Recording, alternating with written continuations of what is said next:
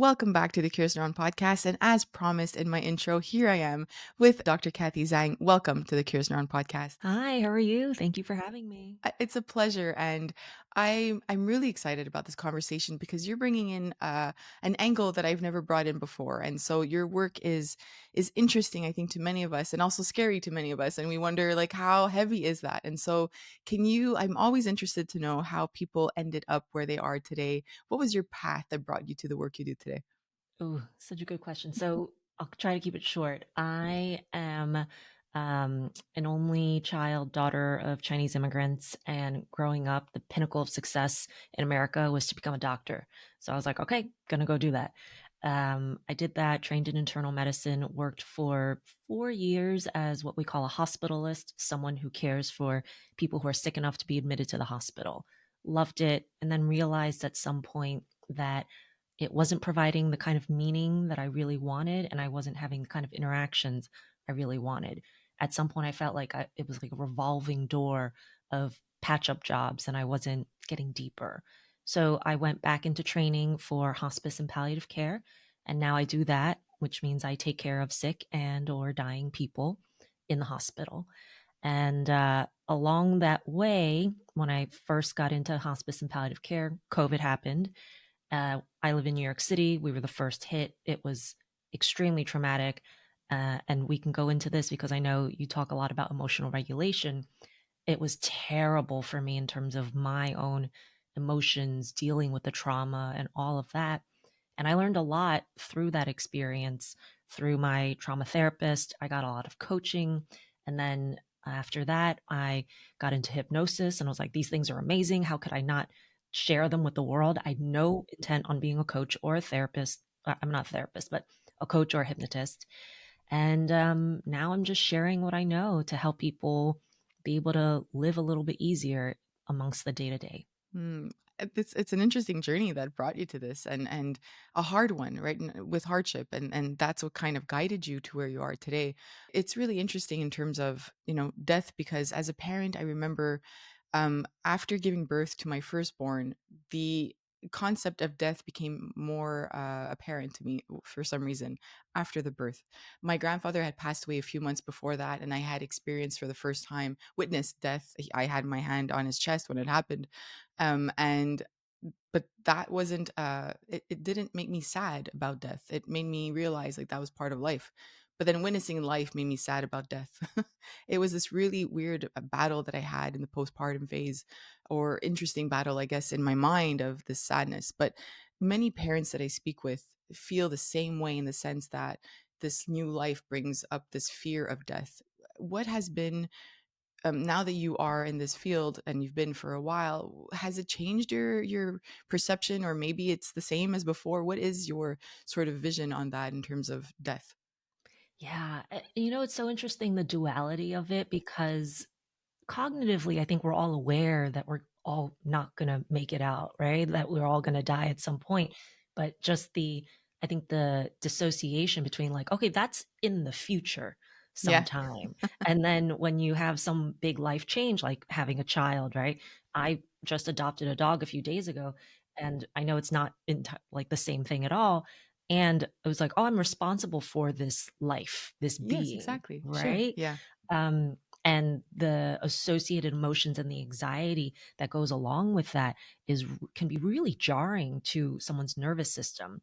I'll say that being around death so often now has made me appreciate one, life, just really bland things, but two, also is that I think most people, if they're lucky, will probably have a handful of experiences with death in their immediate family or friends or that sort of thing. But when you do the work every single day, you're like, everyone dies every single day, every minute of every day.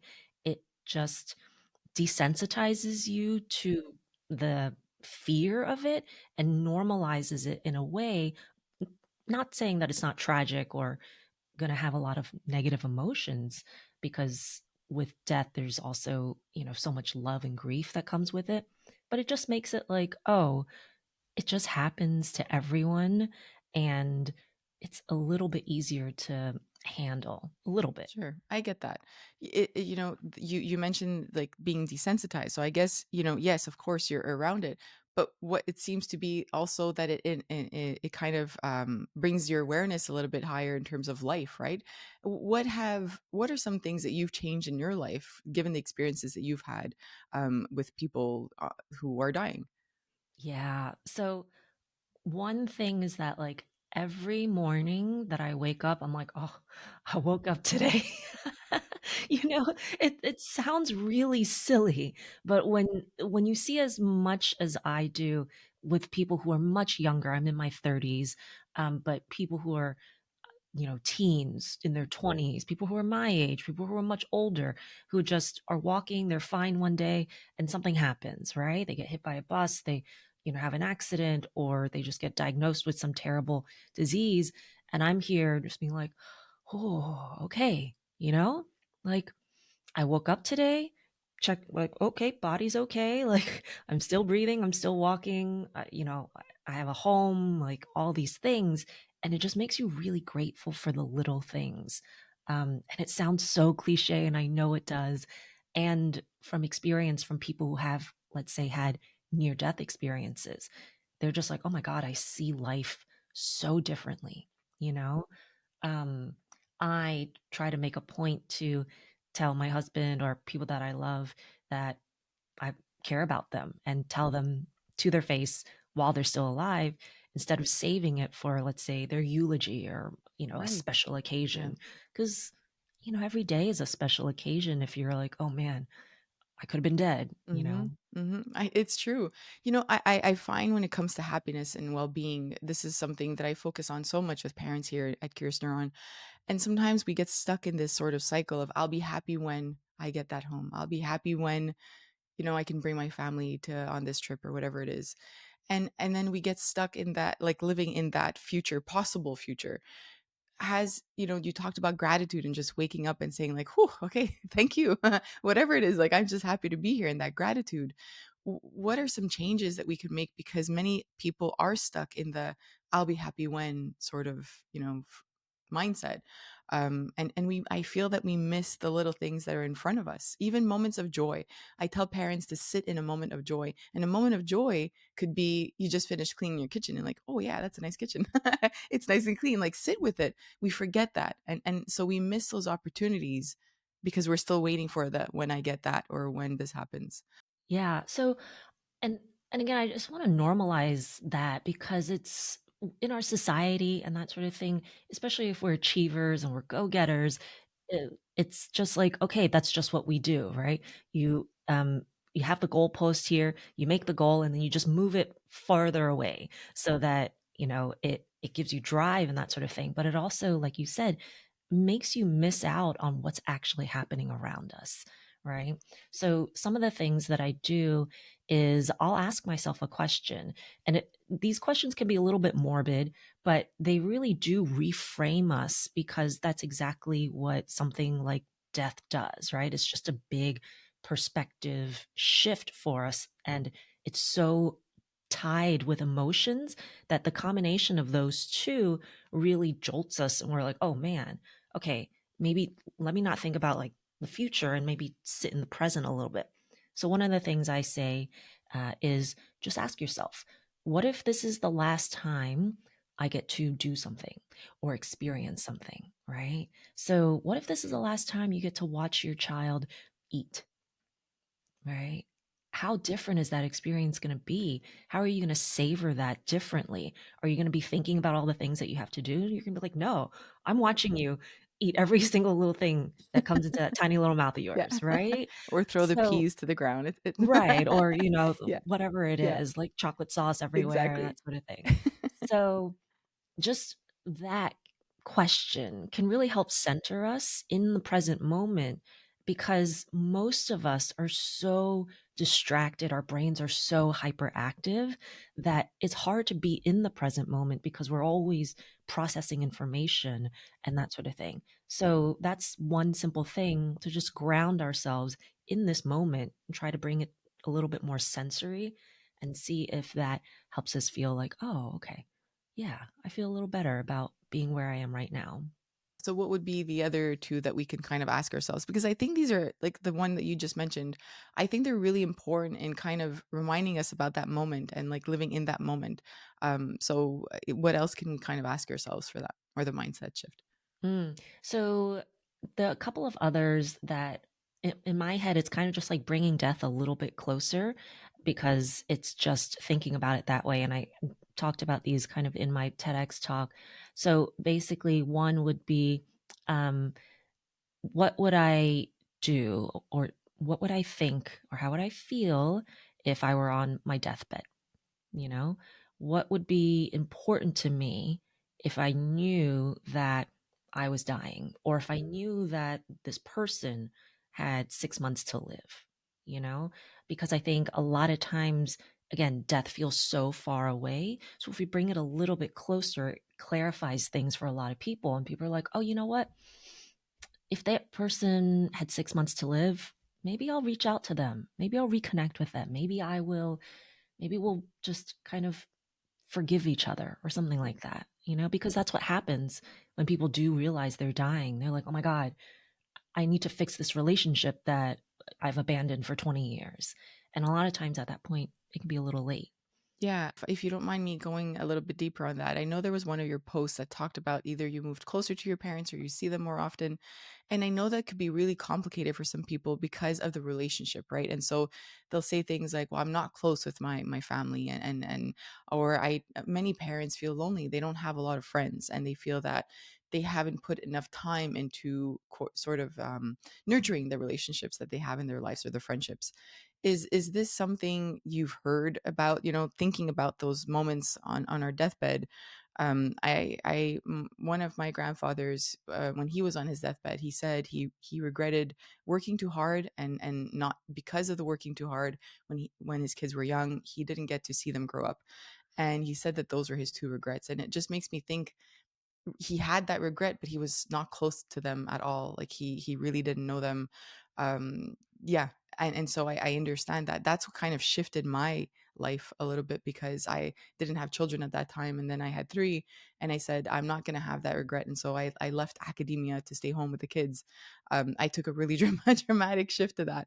But I didn't want to have that regret. So is the connecting with people something you hear often when somebody is on their deathbed?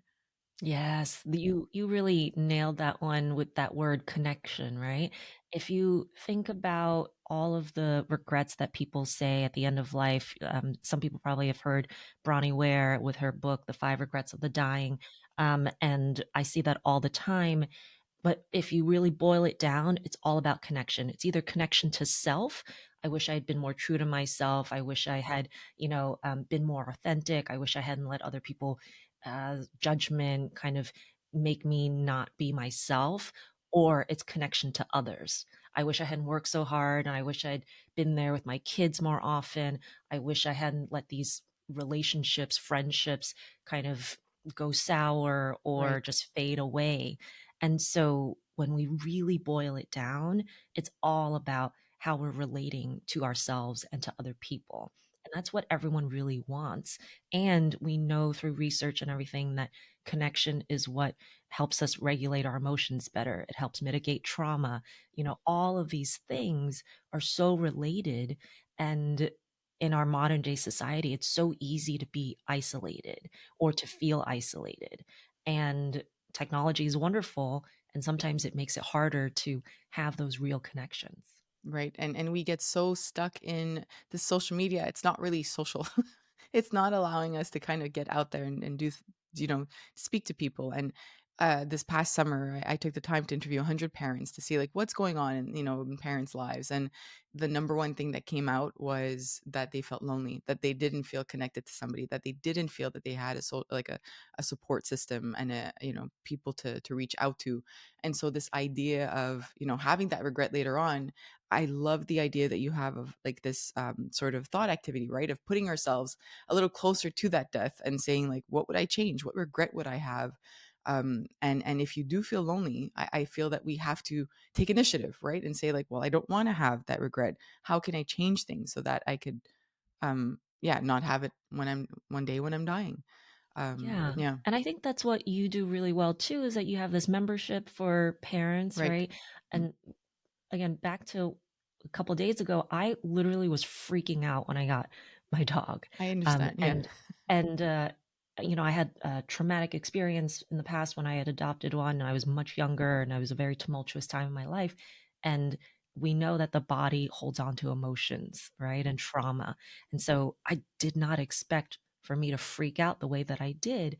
And I used a lot of tools to help emotionally regulate myself. And what really got me through it was connection. It was talking to other dog owners. It was reading Reddit posts and forums about people who have gone through similar things and realizing, like, oh, okay, I'm not alone. I'm not, freaking out over nothing. And I think having that bond with other parents and knowing that it's just part of this life cycle of being a parent, and it's supposed to be hard, and it is really difficult, I think really helps people be able to work through challenges a little bit easier. Right. Let's talk about that a little bit more. That was the post that really brought me to you and made me say, like, I need to chat with her.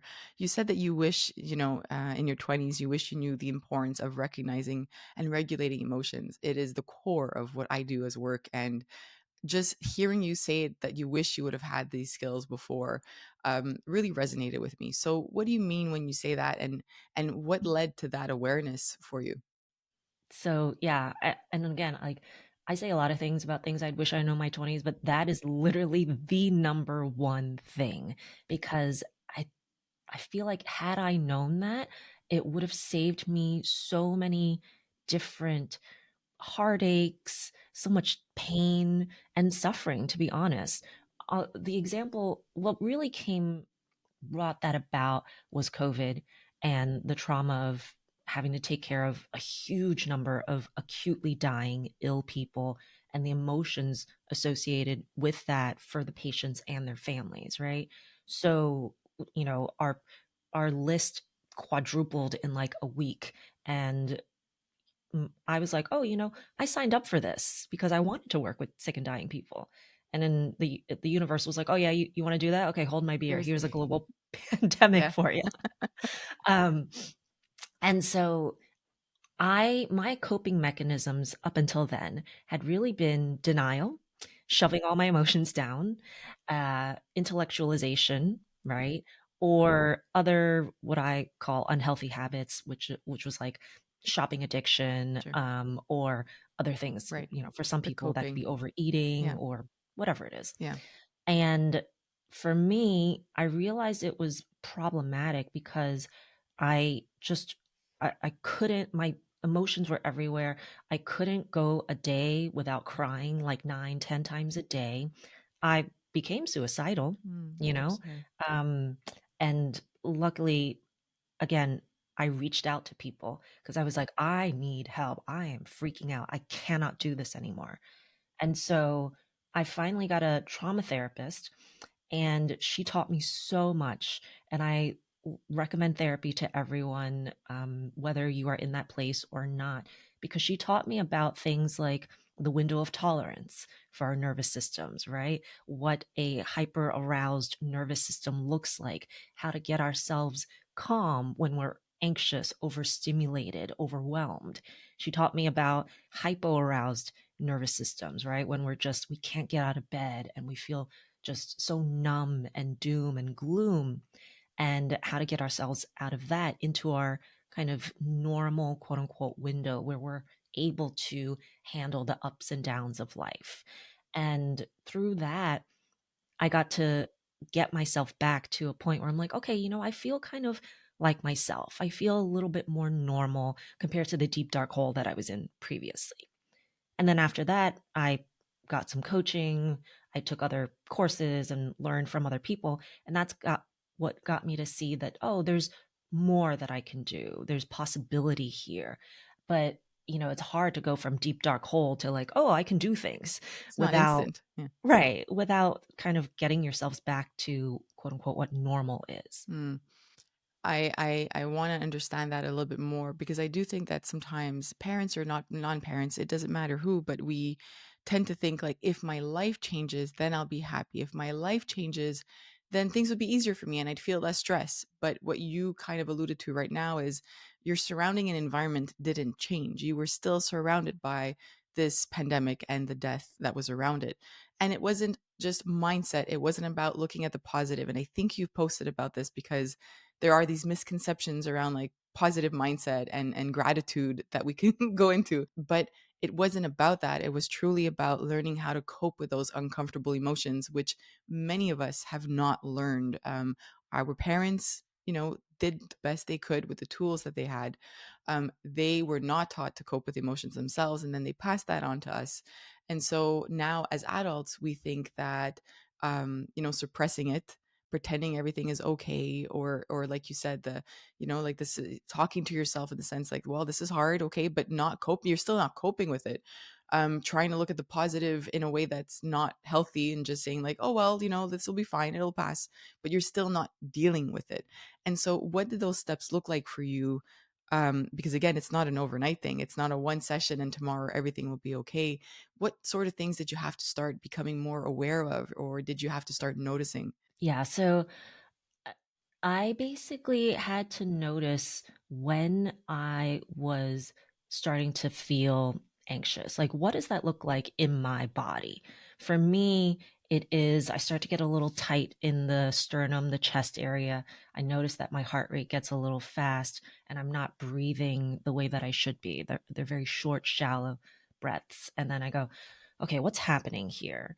And so I think that's the first step for everyone because everyone's nervous system manifests a little bit differently in different states. And so, that's the first thing is to notice, like, okay, what's happening here? And it's usually from the neck down. We're so neck up, we're so just like, okay, up here, I'm thinking or whatever. And we forget that we have a whole body that is really driving the bus when it comes to our experiences. And so that's the first thing. And then the second thing is to be like, okay, what can I do to get myself regulated? I think of it almost like if the brain is going down a pathway, then, it's akin to kind of driving down a highway. And the more that we do something, think something, the more that highway becomes bigger and bigger and bigger because that's how our brains work, right? And then what we need to do to kind of divert ourselves off of that, if we don't want that to continue, is to put up a roadblock. And a lot of times that could be something like tapping, EFT, emotional freedom techniques. A lot of times that could be getting up, going for a walk. That could be taking a deep breath, calming yourself down, therapeutic touch, just kind of, rubbing your shoulders or whatever feels calming. So those are a couple things. And then also what I had to realize over time, like you said, it doesn't happen overnight, was that every time I thought, going to be happy when this pandemic is over, I'm going to be happy when blah, blah, blah is over, I'm going to be happy when, I get that bag that I've been wanting, was that I was trying to control my external environment. Right? I literally was just like, once these pieces in my life are the way that I want them, then I will be happy. And it's like I was kind of giving my power away to something that I couldn't quite control. Right. And as a type A person, I'm a bit of a control freak, that sort of thing. And I think many people are. I realized that the only thing that I could truly actually control was myself, my own emotions, what I thought, how I felt, how I reacted to things. And I think it's so important for parents to realize that too, because you have this being that you can't control, Mm-mm. right? No matter how hard you try, Yeah. you can influence them, you can teach them, you can try to correct them, but we can't control anything that's not us. And so once I had that realization, I was like, oh, okay, well, then if I can't actually control that, then I'm going to redirect what I can control. And that was so freeing. And it made me feel so powerful. And when I talk to clients, patients, and teach them that, they're like, oh my God, this is amazing. Like, I wish I'd known this earlier. I agree. I really do think that we should all have known this earlier. It should be a course, in high school at some point, because it would help many of us learn how to cope with very difficult emotions. We wouldn't go towards these unhealthy coping mechanisms, which so many parents still have and struggle with. We do it because there's nothing else that we can do. We you don't know how to sit with the emotion, and we hear it all the time. But what does it mean to sit with the emotion? We don't know. It's hard. Many of us don't know what that is. And so I appreciate that you went through that journey and that you saw the impact of that. One thing that kind of comes to mind is you spoke about understanding our body, right? And that it's in our body and it's like below our heads. Like it makes sense to me. And I think that one thing I try to talk to parents about is like your nervous system regulation and dysregulation, right?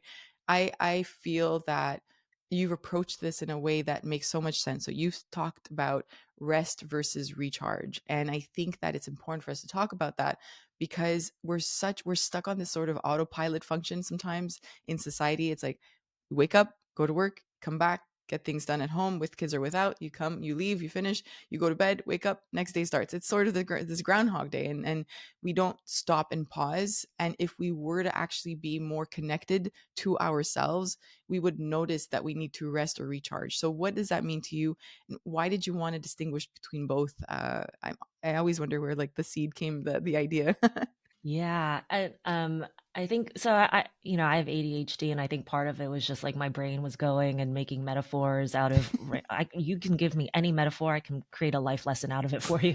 Um, the I think the real that you were referring to Mm, was that I was alluding to the fact that I wish I'd known the difference between rest mhm. and relaxation, recharging, Right. restoration when I was younger. Mm, And the metaphor that I made was like, if you think about the energy that you have to do daily things or to live as the level of water in a bathtub, right? And then, you know, if you want to replenish the energy of the level of water in a bathtub, you've either got to do two things. One is you got to stop the water from leaving, which usually means plug the drain, right? So if you plug the drain, that is the equivalent of resting. That is just chilling, Netflix, staying on the couch all weekend, just kind of being like, I'm not expending energy. I'm not going to work. I'm not whatever it is. And then the issue is that a lot of people think that that is the same as restoring our energy. We think that that rest, plugging the drain, is going to add more water to the bathtub when it's really not. It's literally just preventing the water or the energy from leaving. And so then it's like, okay, what do we need to do to add more water to the bathtub to fill our cup in a sense? And so that could be things that, again, going back to connection, what helps you feel more connected to yourself? For some people, it's journaling, right? For some people, it's meditation. For some people, it's going for a walk.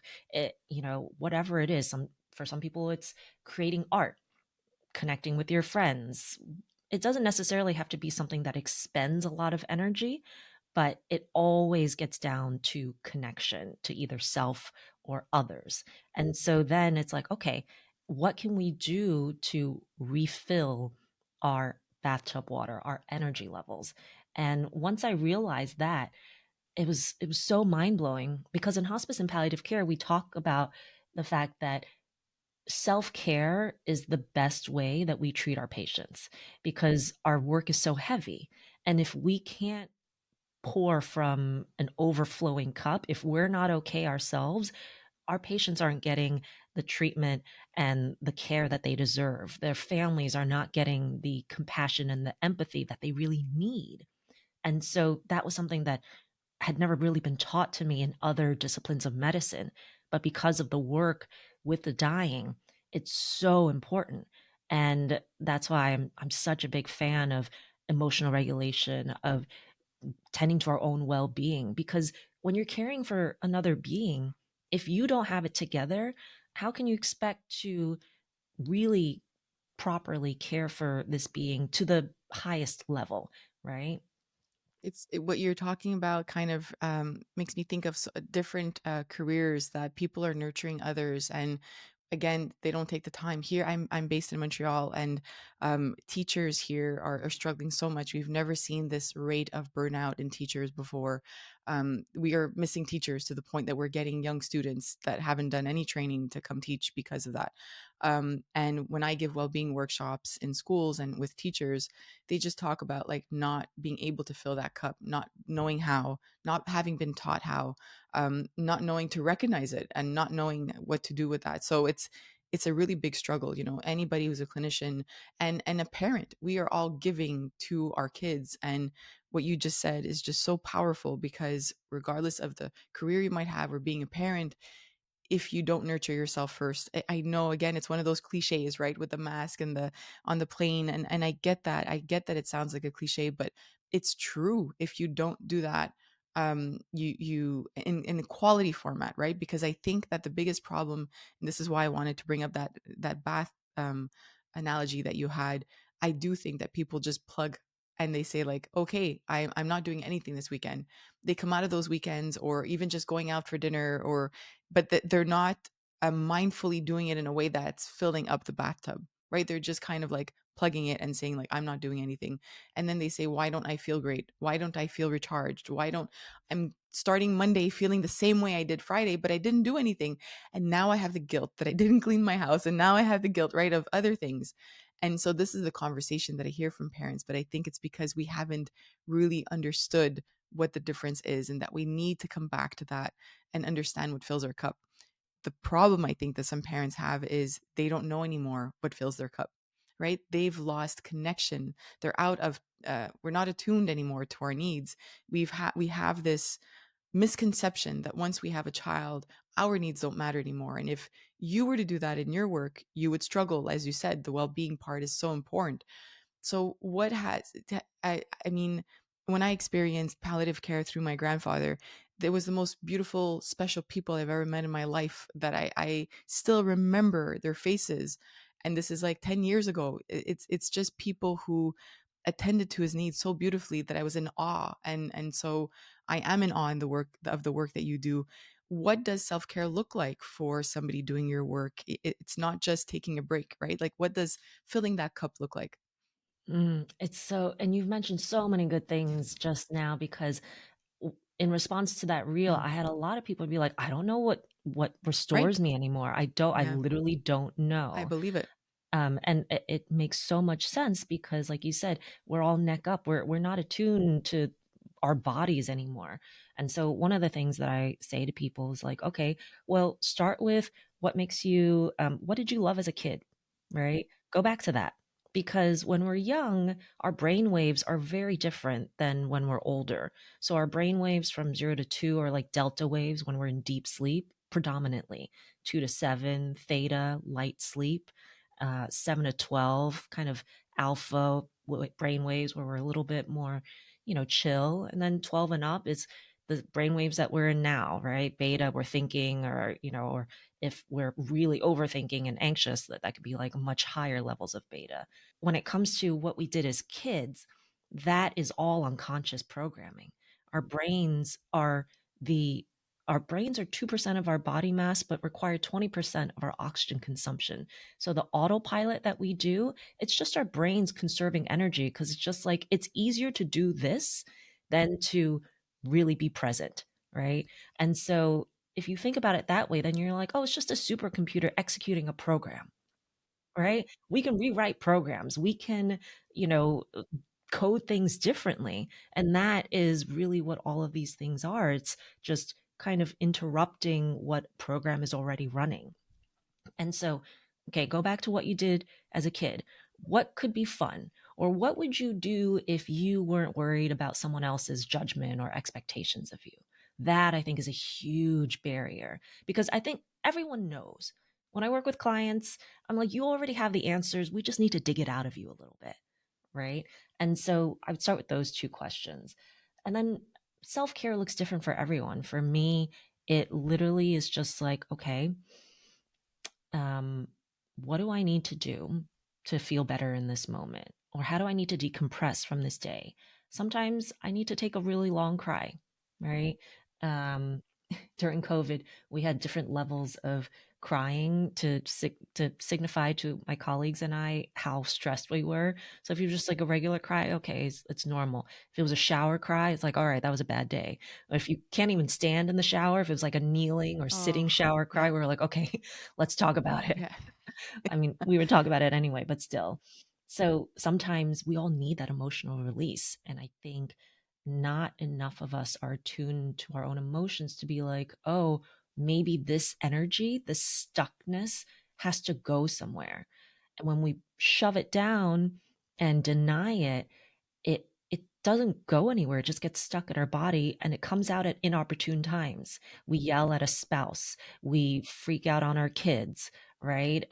We become irritable and we're like, oh no, that's not what I wanted to do. And that person didn't deserve that. But that's what happens if I don't know what's going on in my own body. And so that's why I always come back to emotional regulation, because it affects everyone around you. And so that's why it's so, so important for parents, for anyone, whether you have a child or not. I'm really happy that you brought up the sort of the childhood piece because I do think that's a great question to start with, and we forget even just being outdoors. Maybe you don't take enough time to be outdoors, and you think about your childhood, and you're like, I was outdoors all the time. I loved being outdoors. Sometimes some parents say that they happen to start coloring with their kid, and they just they just do it one day, and when they're doing it, when they're coloring, they're like, "Oh my gosh, this is amazing! I forgot how fun coloring was." And then I've seen it with my husband too. Like we'll print out some stuff for the kids, like these superhero pictures, and then he grabs one and he's like, "Oh yeah, I'm gonna color this." And he's like, "Look at how nice my drawing is," and we have a lot of fun with that. So I think that there are aspects of our childhood. And again, our kids are in front of us. We're busy sometimes yelling at them all day, it feels like.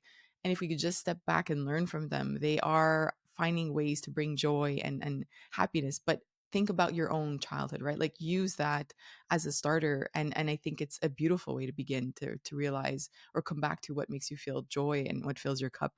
I'm excited to kind of do this experiment on myself as well, like to see what it comes out of that. I want to come back to a moment of that gratitude and mindset again, because I think that sometimes we get stuck in these moments of, I just need to be grateful, right? Everything is going wrong around me, but I'm going to say that I'm grateful for something and it'll pass. And whatever it is, like these positive aspects, these twists that I don't think are necessarily supporting our well being.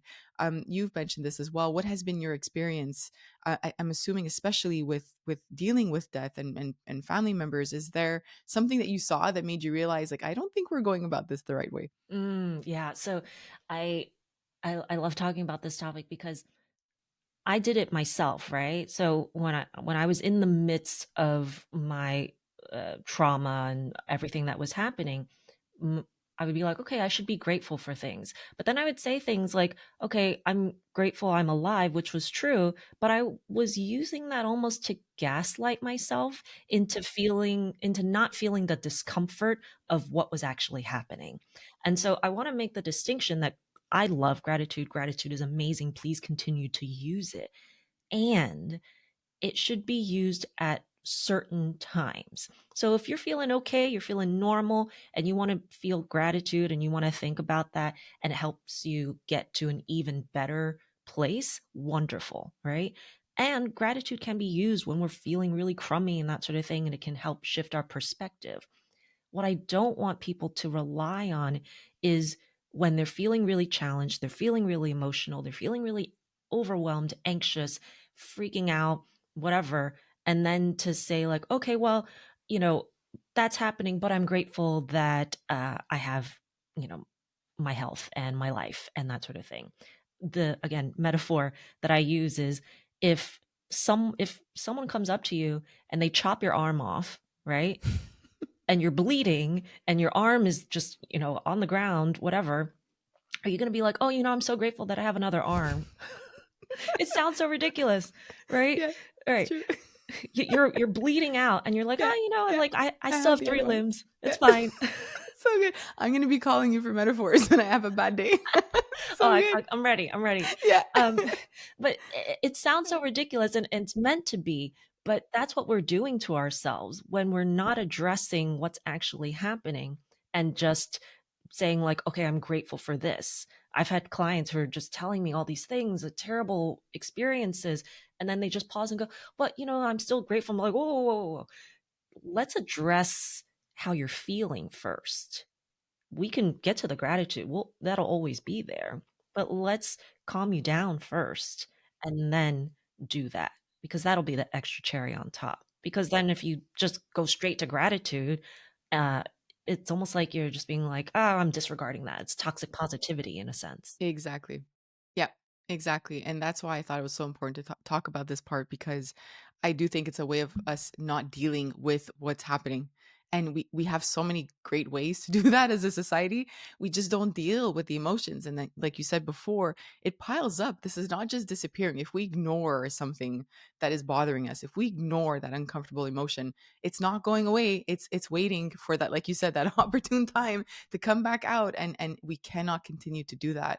And so we have to, as a society, start addressing those uncomfortable emotions.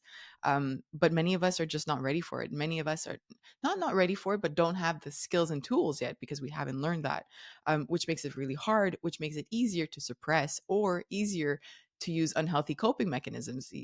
There are so many that parents use and talk to me about, even if it's just like scrolling, right? Like, I don't want to deal with my marriage right now, and so the kids are screaming, and so I'm going to scroll on my phone and ignore. I don't want to have a conversation or an argument with my partner, or parents saying like, I need that glass of wine.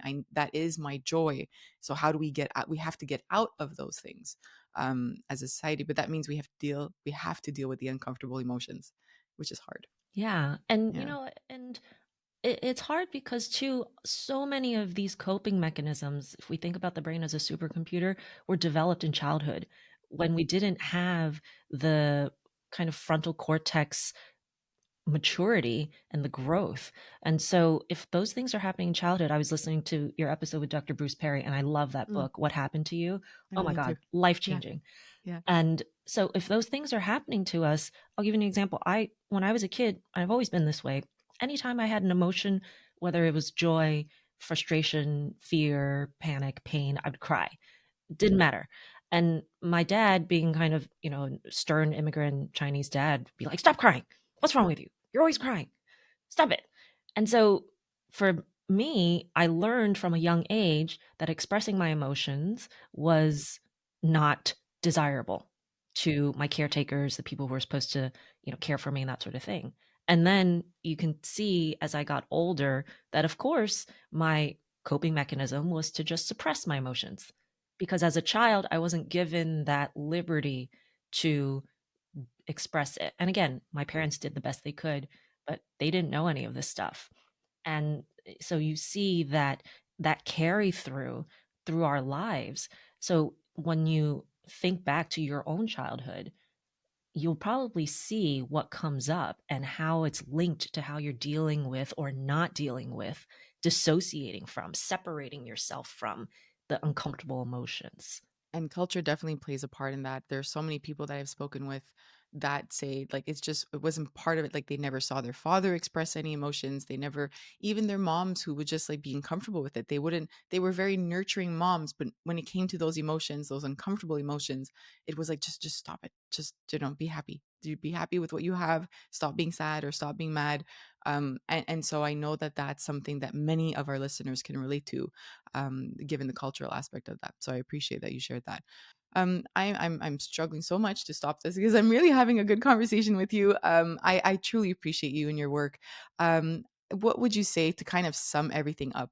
Given the experiences you've had, the conversations you've had, what are things we should be doing more or less of? In general, that would nurture our well-being and come from the learnings and conversations you've had with the dying. Mm. So the first thing I would say is really just bringing awareness to what you and your body is doing, right? So, and sometimes that can be really difficult. And basically just being like, okay, what is happening right now? Just to step away, bring your awareness to your body, figure out something that in the moment. So, when we're talking about emotions, if we really actually address the emotion in the moment, it's kind of gone in less than a couple minutes if we actually do it in the moment. There've been studies on this. But if we let it fester, that's when it becomes problematic, maladaptive, and it spirals. That's just how our brains work. So, noticing that and coming up with what works for you in terms of regulating yourself. Is it deep breaths? Is it nature? Is it connection? Whatever it is, find what works for you. And if you don't know, then, talk to somebody or hire a therapist, a coach, a counselor, or whatever it is that can help you if you're struggling to figure that out for yourself. And then the last thing I would say is connection, right? Find your tribe, find people with similar interests who are going through similar life cycles that you are. We all think that whatever we're dealing with, whatever challenge we have, is we're the only person that's ever gone through it in the history of the world. Meanwhile, there's 8 billion people in the world, and I guarantee you someone knows exactly what you're going through. And so share your own stories, be part of membership communities, be part of your local chapter of whatever it is that's important to you.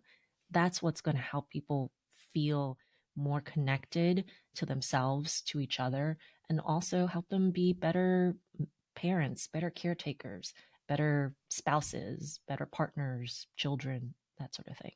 Where can we learn more from you? So I'm pretty active on Instagram. My handle is dr.louis Kathy Zhang. I'll add that in the show notes.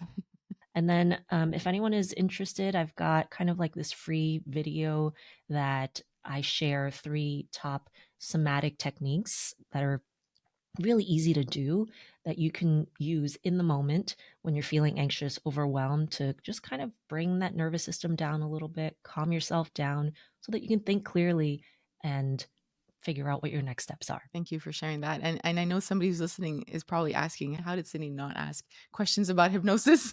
Because I just feel that that would be an entire conversation on its own. But just a small peek into that. Is this something you do with patients, with clients that you work with? I'm just curious.